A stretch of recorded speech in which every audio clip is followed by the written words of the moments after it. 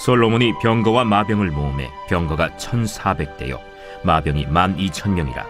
병거 성에도 두고 예루살렘 왕에게도 두었으며 왕이 예루살렘에서 은금을 돌같이 흔하게 하고 백향목을 평지에 뽕나무같이 많게 하였더라.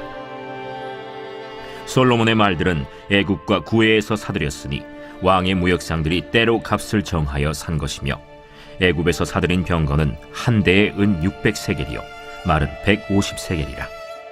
이와 같이 헷 사람들의 모든 왕들과 아람 왕들을 위하여 그들의 손으로 되팔기도 하였더라. 솔로몬이 여호와의 이름을 위하여 성전을 건축하고 자기 왕위를 위하여 궁궐 건축하기를 결심하니라. 솔로몬이 이에 짐꾼 7만 명과 산에서 돌을 떠낼 자 8만 명과 이 일을 감독할 자 3,600명을 뽑고 솔로몬이 사절을 두로 왕 후람에게 보내어 이르되, 당신이 전에 내 아버지 다윗에게 백향목을 보내어 그가 거주하실 궁궐을 건축하게 한 것 같이 내게도 그리하소서. 이제 내가 나의 하나님 여호와의 이름을 위하여 성전을 건축하여 구별하여 드리고 주 앞에서 향재료를 사르며 항상 떡을 차려 놓으며 안식일과 초하루와 우리 하나님 여호와의 절기에 아침 저녁으로 번제를 드리려 하오니 이는 이스라엘의 영원한 규례니이다.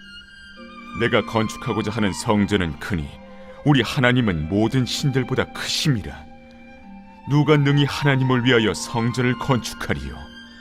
하늘과 하늘들의 하늘이라도 주를 용납하지 못하겠거든 내가 누구이기에 어찌 능히 그를 위하여 성전을 건축하리요? 그 앞에 분향하려 할 따름이니이다.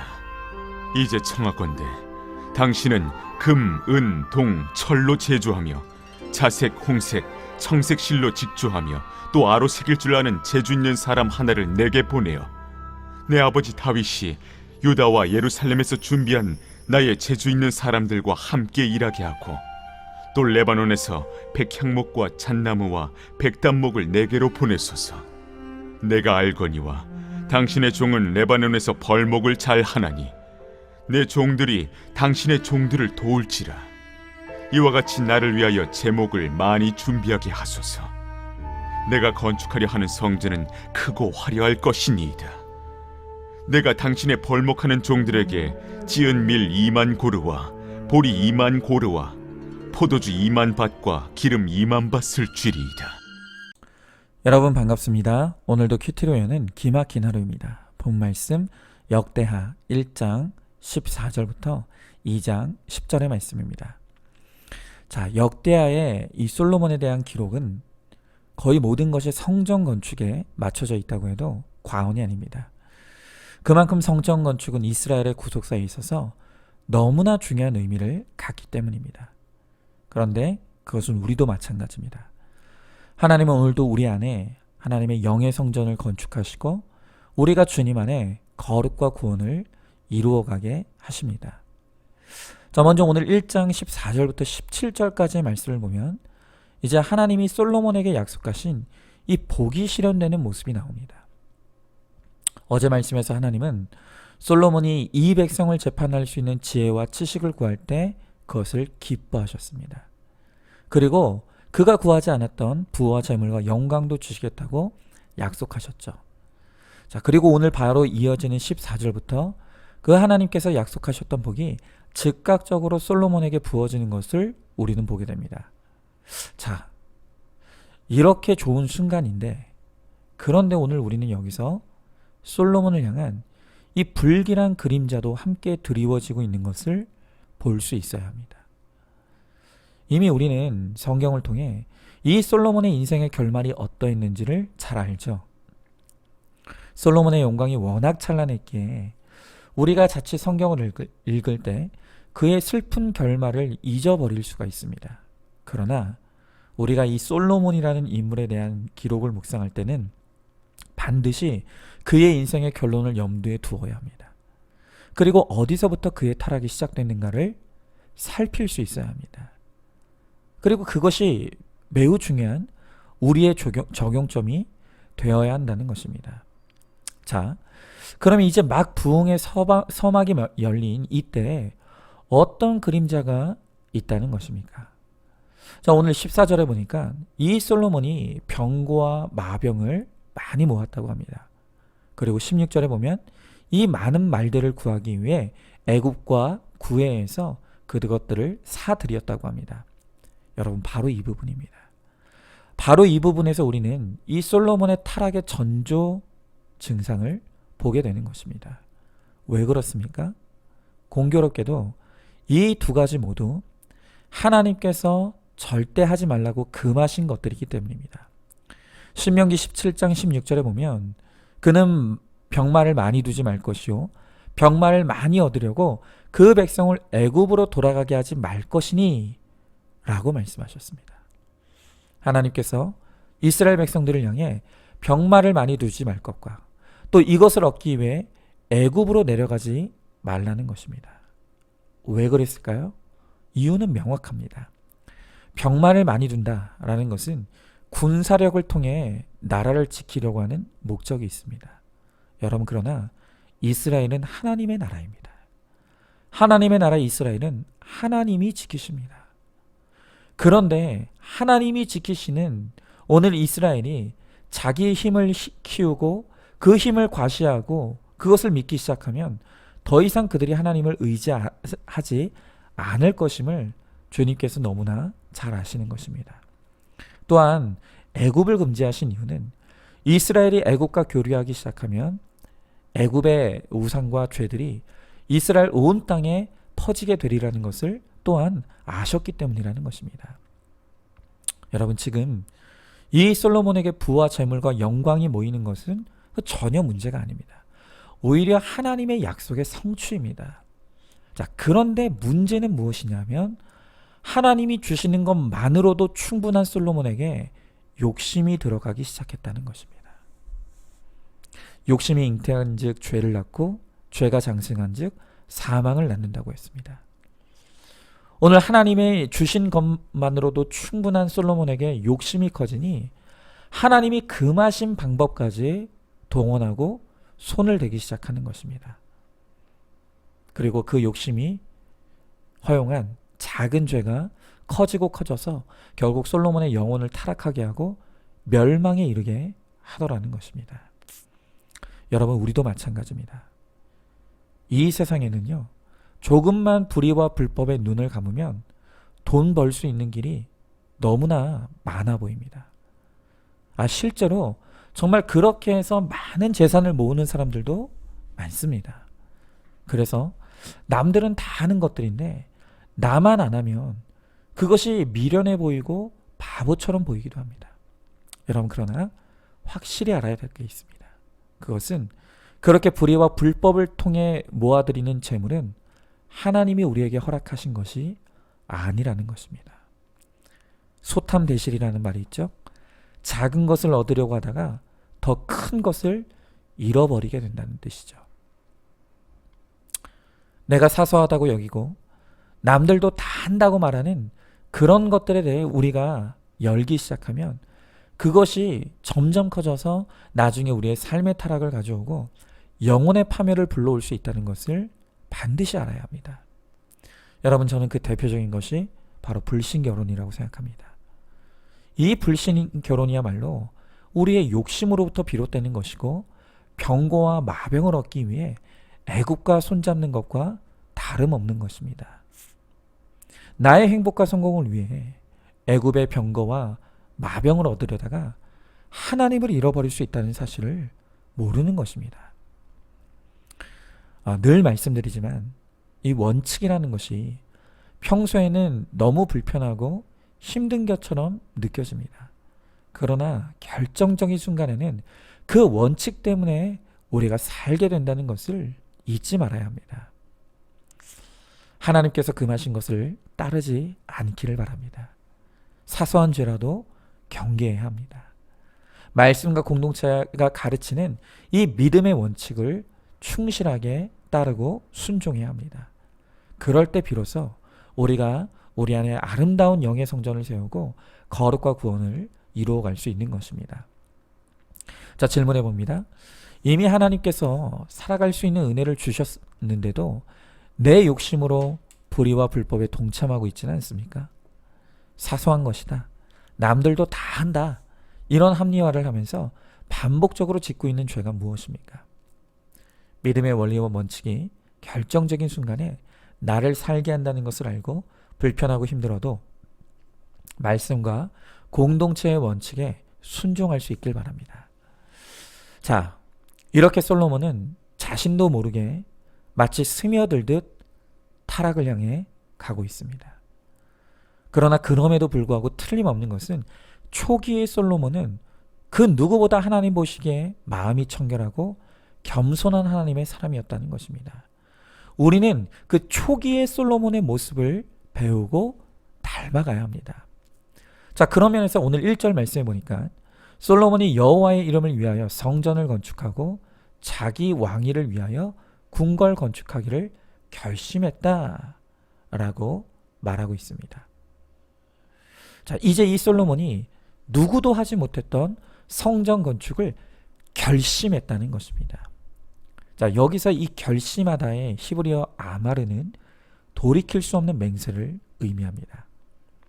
여러분, 특별히 이 아마르가 하나님에 대해 쓰여질 때 이것은 신적 명령에 쓰여지는 단어입니다. 창세기 1장을 보면 하나님께서 태초에 천지를 창조하실 때 하나님이 이르시되 라는 말이 반복됩니다. 그리고 이어 하나님이 명령하시면 그 명령하신 대로 이 세상이 창조되는 것이죠.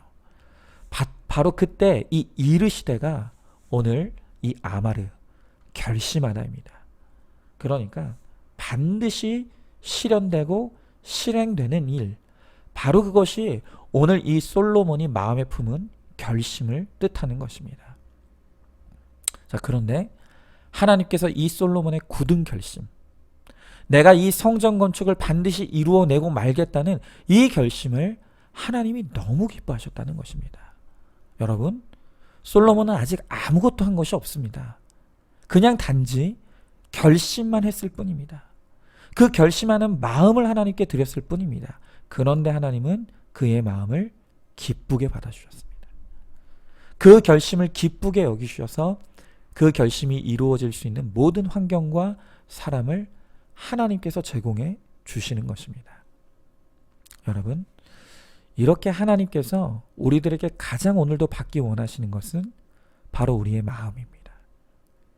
하나님을 사랑하겠다는 우리의 결심, 또 거룩과 구원을 목적으로 두고 삼겠다는 우리의 그 결심을 하나님이 가장 기뻐하신다는 것입니다. 그리고 우리가 결심만 하는 것만으로도 하나님께서 그 결심을 이룰 수 있도록 모든 것을 총동원해서 우리를 도와 주신다는 것입니다. 자, 그런데 우리는 어떻습니까? 우리 하나님을 믿는 성도들 가운데 소위 이 영적 결정장애자들이 너무 많은 것 같습니다. 여전히 하나님과 세상 사이에서 결심이 서질 않습니다. 기복과 팔복 사이에 결심하지 못하고 또 행복과 거룩 사이에서 결심을 이루지 못하고 방황하는 것입니다. 여러분, 그러니 세상에서도 인정받지 못하고 하나님께도 인정받지 못하는 가장 불쌍한 인생이 될 수밖에 없는 것입니다. 여러분, 오늘 우리도 이 솔로몬처럼 하나님께 우리의 결심의 마음을 좀 드릴 수 있길 바랍니다. 지금 내가 하나님의 뜻을 알면서도 결심하지 못하는 것이 무엇입니까? 오늘 이 말씀을 통해서 하나님 앞에 나의 결심을 드리고 나의 마음을 드리는 적용이 이루어지길 바랍니다. 술과 담배를 끊기로 결심하고, 이제는 뇌물을 거절하고 공금을 반복적으로 횡령했던 그런 물질의 죄를 내려놓기를 결심하기 바랍니다. 죄된 관계를 끊기로 결심하고 게으름과 나태를 떨쳐버리기를 결심하시길 바랍니다. 그리고 양육과 훈련에 동참하시기로 결심했으면 좋겠습니다. 여러분, 지금 하나님께서 우리의 결심을 기다리십니다. 우리가 결심만 하면, 우리가 하나님께 내 마음을 드리기만 하면 나머지는 하나님이 도우시고 책임져 주신다는 것입니다. 하나님께서 친히 우리 안에 영의 성전을 건축해 주실 것입니다. 자, 질문해 봅니다. 하나님께서 나에게 원하시는 것이 무엇인지 알면서 미루고 갈등하고 있는 것이 무엇입니까? 그래서 회색지대에서 방황하고 있지는 않습니까?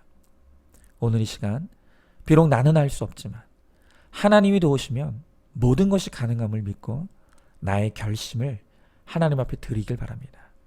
나머지 모든 것은 하나님이 반드시 도우시고 책임져 주실 것입니다. 자, 마지막으로 오늘 3절에 솔로몬은 이 두로왕 후람에게 성전 건축에 필요한 백향목을 요청합니다. 자, 그러면서 4절부터 6절의 말씀에 왜 내가 이 성전을 건축하려고 하는지 솔로몬은 그 목적, 이 성전 건축의 목적을 3가지로 설명하고 있습니다. 그 3가지가 무엇입니까? 첫 번째로는 분향하기 위함이고, 둘째로는 하나님께 떡을 진설하기 위함이고, 마지막 3번째로는 하나님께 드릴 이 번제를 드리기 위해 성전을 건축한다는 것입니다. 여러분, 이 내용을 보면 솔로몬은 내가 왜 성전을 건축해야 되는지 성전 건축의 의미와 목적을 정확하게 알고 있었습니다. 성전은 건물의 목적이 있는 것이 아니라 예배의 목적이 있는 것입니다. 예배가 없는 성전은 그냥 건물일 뿐입니다. 그 건물에 하나님이 기뻐하시는 분향과 떡과 번제를 드리는 제사의 장소가 될 때 바로 그 건물은 하나님의 성전이 되는 것입니다. 솔로몬은 이 성전을 중심으로 이스라엘 공동체가 하나님을 예배하는 예배 공동체가 되기를 소망했습니다. 왜냐하면 하나님의 백성인 이스라엘이 사는 길은 예배를 통해 하나님과 올바른 관계를 맺는 것밖에 없음을 너무나 잘 알고 있었기 때문입니다. 그래서 솔로몬은 이 성전 건축을 통해서 예배의 회복에 사활을 걸고 있는 것입니다. 자, 여러분, 창세기 2장 3절을 보면 하나님께서 모든 창조 행위를 마치시고 7째 날을 안식일로 정하시죠. 그리고 그날을 복되게 하사 거룩하게 하셨다고 했습니다. 그런데 이 안식일 날 복되게 하셨다라고 할 때 이 복의 히브리어가 바라크인데, 바라크의 뜻은 무릎 꿇고 기도하고 경배하고 찬양한다는 의미입니다. 여러분, 무슨 말입니까? 우리 인생의 진짜 복은 예배가 회복되고 거룩을 이루어갈 때 찾아온다는 것입니다. 주일 예배, 수요 예배, 금요 기도회, 목장 예배, 매일 큐티 열심히 드리며 주님께 찬양하고 기도하고 있으면 거룩할 수 없는 우리가 거룩해져 갑니다. 여러분, 지금 이 세대의 간음과 불륜이 난무합니다. 그것을 저지르는 자들은 너무나 황홀하고 태어나서 처음 겪어보는 감정들이라고 말합니다. 그런데 그런 사람들을 향해서 누가 이것이 죄라고 지적해 줄 수 있겠습니까? 지적한들 그들이 그것을 받아들이겠습니까? 그러나 예배가 회복되고 말씀이 들리면 우리가 거룩해집니다. 말씀이 들릴 때 나의 굳은 자아가 깨어지고 내 죄가 보이도록 성령님께서 인도해 가시는 것입니다.